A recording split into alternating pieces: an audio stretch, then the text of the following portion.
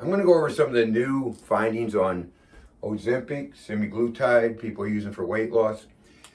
Just a little precursor. I'm not telling you to go off your medication. That's between you and your medical provider. I don't take people off of medications, and I don't put people on medications, and I don't advise people on medications.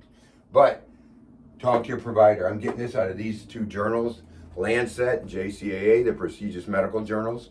I look at Lancet stuff a lot, and so that's where I'm getting the information. So it's like, again, these are journals that where people do research, they look at it, and then they report it in these journals.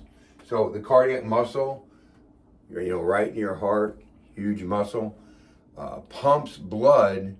If your pulse average is 80 a minute, 115,000 times a day, has to be strong, and has to be pumping that blood. So when we look at this, they did this study on lean mice and obese mice. So the lean mice actually lost 8% of their skeletal muscle when they were on this. Now this was they were on these for 3 weeks. That's it. So no changes to heart function, no changes to the thickness of the heart walls, no change. But heart mass and the size of the cells in the heart did shrink.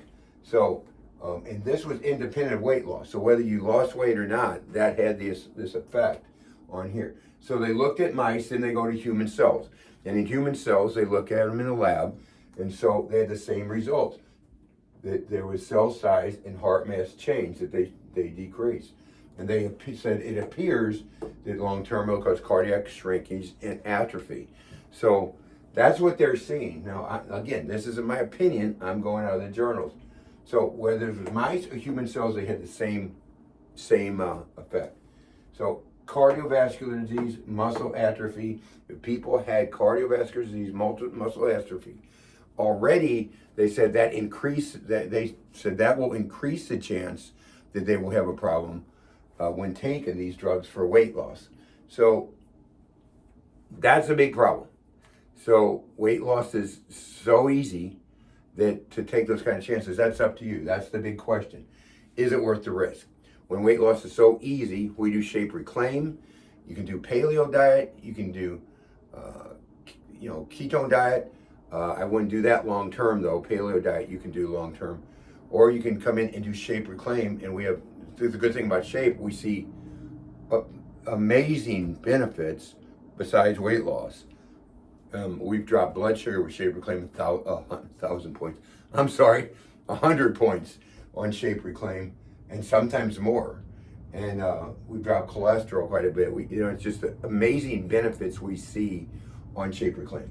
So that's the question: is it worth taking the risk? And each person has to evaluate that and make a decision.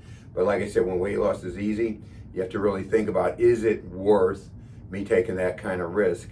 And you can look at some other videos I did on some other side effects. It's just, they're not good side effects.